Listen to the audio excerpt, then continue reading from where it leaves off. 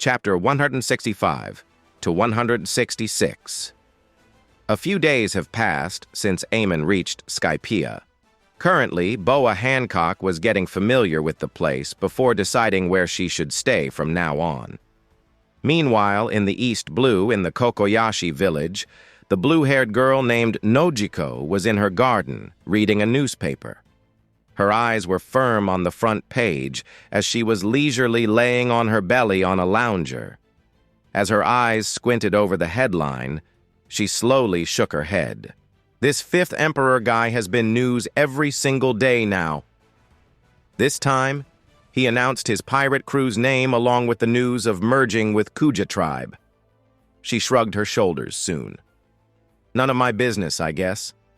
The big people would always stay away from here. I should worry about the small figure in the village instead. She was talking about Arlong, of course, the behemoth who appeared in this village years ago and ruling over the villagers ruthlessly. Though it's not like I can do anything about him. Only Nami can. Speaking of her, she's been working harder lately. Nojiko thought while turning on her back. Lately, her sister Nami has been going out in the sea more frequently. She said the people who hate the government is choosing the path of piracy because of Amon's influence. These newbies have no experience, Nojiko. Not taking this chance would be too silly for me. This is what Nami replied when Nojiko asked her to take things easy. She had the goal to collect 100 million bellies, and this chance seemed tempting to her. Nojiko stared at the air for a while as her mind wandered. That poor girl. She soon shook her head and stood up, slowly walking away towards her house. Meanwhile, something else was happening on an island of the South Blue. An old woman wearing a ragged marine suit was walking with 4 young females also wearing similar attires. People were giving them weird looks, but still avoided them, assuming they must be returning from a harsh battle. As the small group of 5 walked forward, ignoring every civilian, they finally reached the marine base on that island, stopping by the gate. The old woman opened her mouth in front of the 2 marine soldiers guarding the gate.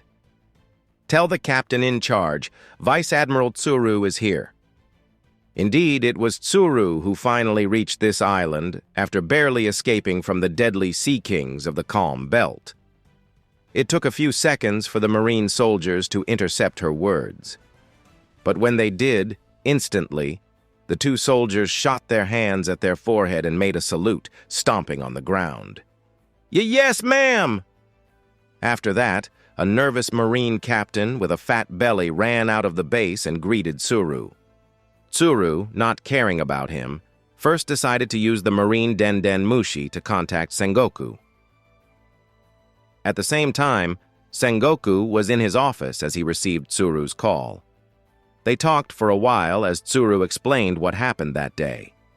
And like that, I suddenly found myself in the sea along with 4 more girls. Luckily, they weren't devil fruit eaters, so I didn't drown with their help. I heard the recent news. It seems the culprit who did this was indeed the Sky Emperor, as I have doubted before. Tsuru's old voice flowed through the snail in front of Sengoku. He had a frown on his face hearing her. "I see. Many others from your fleet contacted me earlier, so I had the hunch that Lucifer didn't hurt anyone, including you," Sengoku said.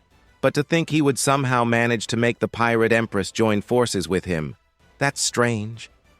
I can only assume he used some dirty trick." Hearing him say those words, Tsuru retorted from the other side. "I don't think so. From what I learned of Boa Hancock, she is just a pitiful girl who seeks attention. I can only assume the Sky Emperor gave the attention she desired." Hearing Tsuru, Sengoku nodded slowly. "Is that so? Perhaps you are right. Anyway, it's nice that you are all okay. From the previous ruthlessness of that kid with the nobles, I didn't think he would let anyone go harmless. So I can only assume he just has a grudge against the world nobles." He continued. "That's all for now. I hope you would return soon. I want a detailed review of what you know." Understood. Kacha. Like that, the call ended as Sengoku sighed. These days, most of his time passed by sighing. First Kaido's fight with that unknown man, then the Revolutionary Army, now the Fifth Emperor, he mumbled quietly. Not so long ago, Emporio Ivankov, a commander of the Revolutionary Army, was captured. The Marines were expecting a move from the Revolutionary Army because of that. From the data, the Revolutionary Army cared deeply about their comrades, so the chance of someone coming to save Ivankov was pretty high. He leaned on the chair to relax his mind. And the Kuja pirates. Things are going busy. But this did prove something. This meant Amon really had something to do with Hancock, the reason why he set those demands years ago. With this, he must have acquired what he wanted. It's pretty clear he is making his army stronger. From our information network, after devouring the Kuja pirates, he now has around 40,000 people who can fight. In reality, Amon had a bit more than 40,000 fighters. The first and strongest batch, the 5,000 from the Skypiean and Shandora, then the 10,000 from the Kuja tribe, finally the 30,000 from the organization. Easily, this surpassed any other emperors. Yet, he is the least dangerous amongst them all. He has the number, but the numbers are weak. There were only a few significant individuals worth mentioning in his crew, and none of them passed the 1 billion mark. As a whole, Amon's crew was the weakest.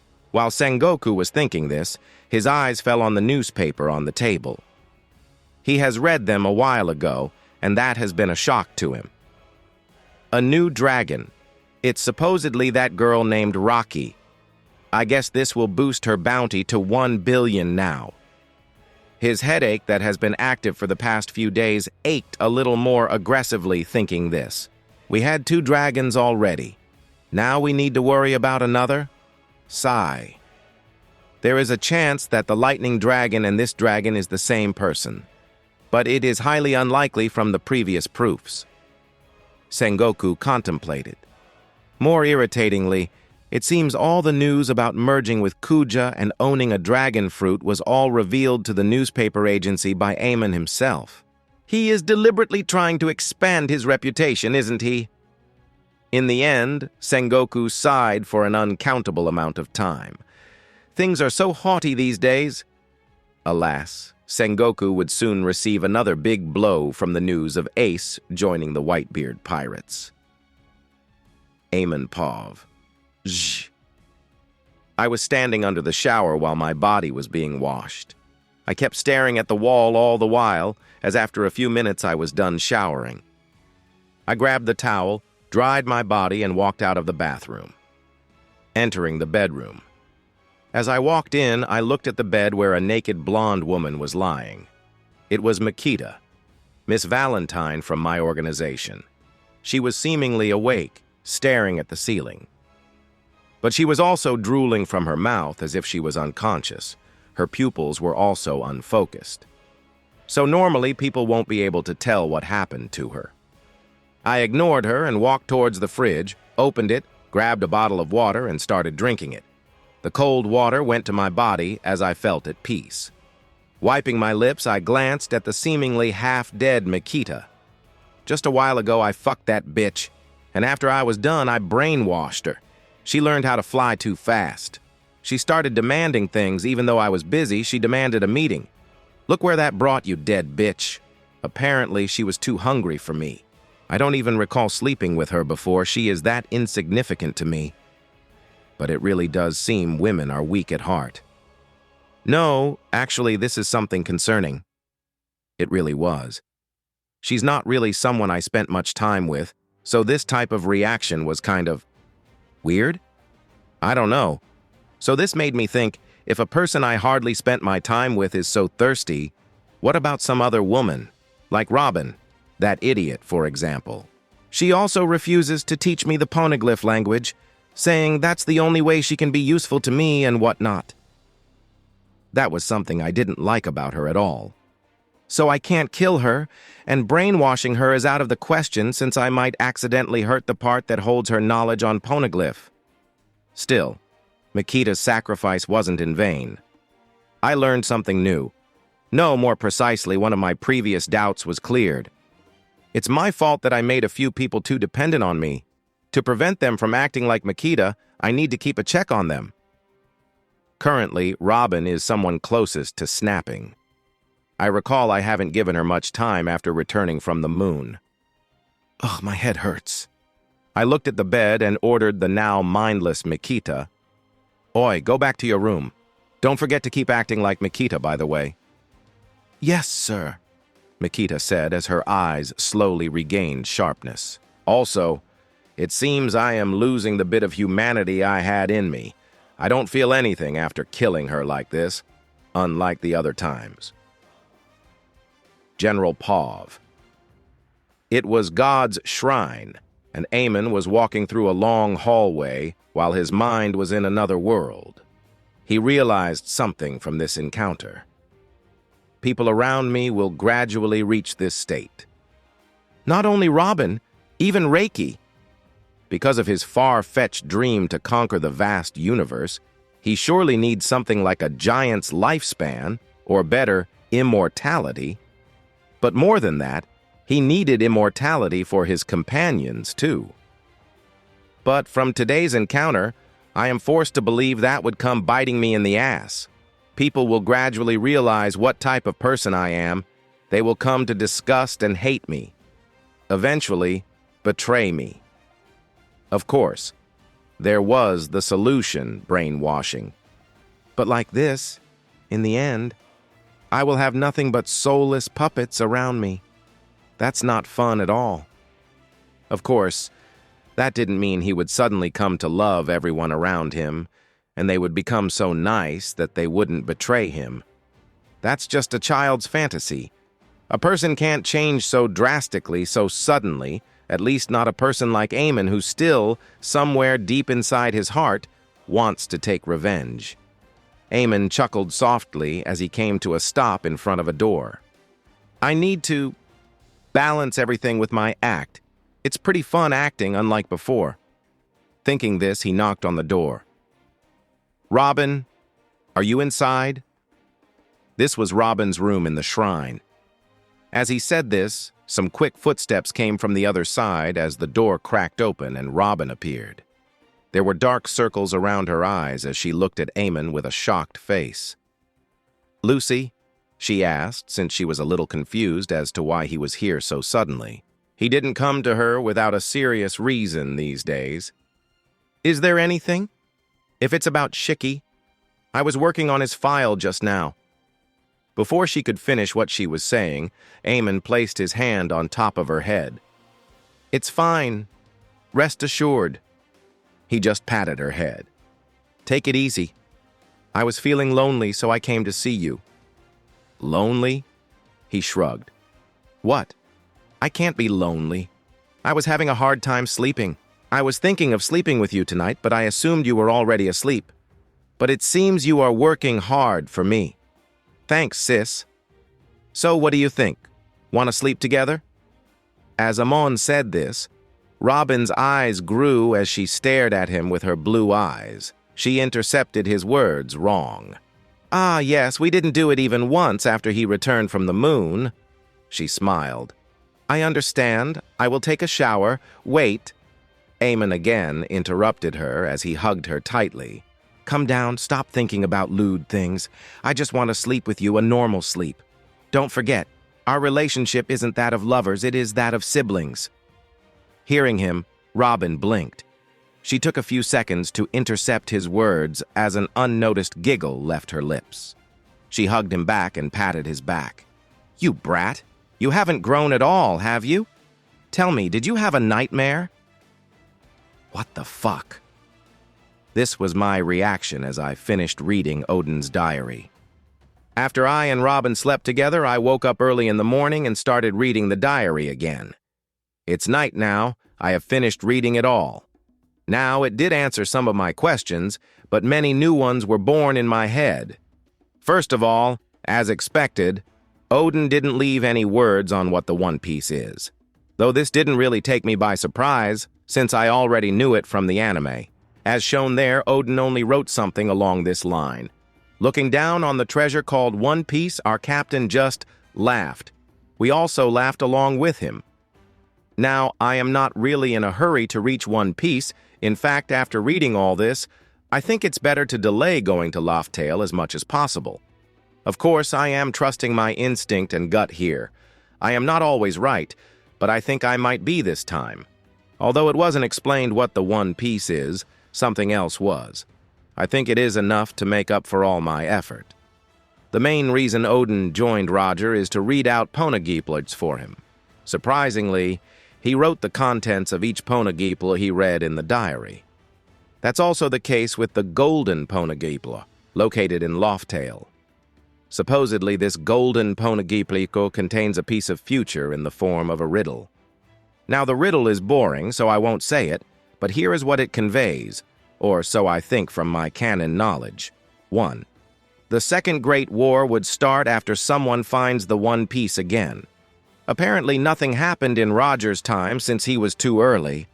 But what makes this era that special is Shirahosi's birth. I assume all three ancient weapons need to be present in the timeline for someone to access the One Piece. Maybe it's a type of lock placed by Joy Boy, since he is the one who put the One Piece in its place. It's just a theory, though. 2. The reason the war would start is that a certain someone would start hunting everyone with D in their name after the announcement of the second Pirate King travels throughout the world. I believe it's Imu. Though people can question, why isn't Imu starting his hunt right now? Nothing is stopping him, he is invincible. This time, it might not be because it's not the time yet, but even if it is, I believe there is another reason. That leads me to my third assumption. 3. This is just pure prediction, but I will say it.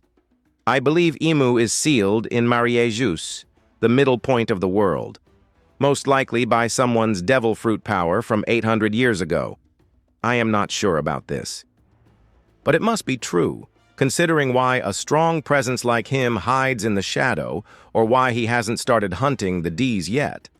After all, just think, why would he lock himself in his room when he owns the world? 4. In this war, the new Joy Boy would most likely die. Though he might survive with the help of the samurai prince, the reason why Toki was sent to the future in the first place. This was one of the more clear riddles. So that's something interesting. Maybe I should think about Momo a little more. Just how valuable is he? Anyway, that's all I found. But one thing to keep in mind, the information is written in that Poneglyph is most likely from the previous Poseidon's divination, meaning it can be changed just like I did with Charlie's prediction. Moreover that, all these points are predicted by my paranoid ass, so I might be very wrong. Still, I do feel safe knowing Imu is locked, even if he might actually not be. Though this means I have to hold on to my curiosity to go and find out the One Piece as soon as possible, since that might remove the seal placed on Imu. Yes, I did say he would hunt the D's only, but we never know. Maybe I am a D too, Keck. Anyway, that's the gist of it. Also, other than the Golden Poneglyph, many more revelations were made in the diary by Toki that she must have learned from the previous Poseidon. One of the predictions being, Momonosuke will eat the same devil fruit as his archenemy, which I do recall happening in the anime. So I do believe it's true about his value in the war as well. Not only this, there were many significant mentions of Momonosuke. He has some pretty good talks about him. I do believe he is a person who will rise high, well, unless me, the variable of this world, decides to cut his life short. Finally, I felt a little at peace, so some changes in plan. Unlike thriving after One Piece, I should focus on getting stronger faster. I don't see any way to catch up to Imu in a short time otherwise. I would also like to form a friendly relationship with the other emperors after this. Maybe ask Kaido or Whitebeard about Imu. They must know something. Anything, really. Anyway, the quickest way to get strong is my 3 devil fruit goal. My second fruit should be that. Op no mi. According to my research, it's the only fruit after yami yami with the power to grant 3 fruits. I don't want yami yami because of its drawback, where it also absorbs damage. Besides, op is a comparatively better fruit, though I can't eat both of them since supposedly someone can only eat the fruit of each type. Anyway, fuck this shit. I need to rearrange my plans a bit. Being 800 years old, Emu is strong. I am not sure of his fruit, though. Not even sure if he even has one. General Pov. A few days have passed. Amon has again planned everything carefully. Of his new plan, his first target is Germa 66 and the gene formula made by them. Amon plans to improve his angel formula to use it on his winged subordinates. His army is pretty weak, but with this help, they can climb the ladder quickly and easily. Today, Amon was sitting in front of the chair of the supercomputer, Seraph. "So, did you do what I asked you off?" Amon asked in a calm voice. "I am 95% done. It will take 2 more days." Amon raised his eyebrow, hearing her. "Huh? You are pretty slow for a supercomputer? You won't understand how hard it is to create a new martial art at the level of Fishman Karate. It's a masterpiece, hardly modifiable, especially when you want to control wind with it." "Whatever, I just want a perfect, flawless product. Take your time." Amon indeed wanted a perfect product. A few more days didn't matter. Though the important part is teaching my subordinates this. Not all of them are talented. They won't gain something too significant in 2 years of time. Also, I am going to bring you a lot of data on lineage factor. I need you to work on them too. Amon was sure Judge had more knowledge on this factor than Seraph. And he surely has those knowledge saved in a computer, after all. His kingdom is all about technology. It's not a hard matter. Maybe I can even improve it. Amon yawned, stretched his limbs, and got up. "I will be going then. See you later. Don't forget to work hard." Zzz. Amon passed through a gap in Hall's defense and teleported away. "I should up my defense too," Seraph thought with seriousness. Slowly, she has come to see Amon as a worthy master. She was deeply considering if she should truly accept him or not.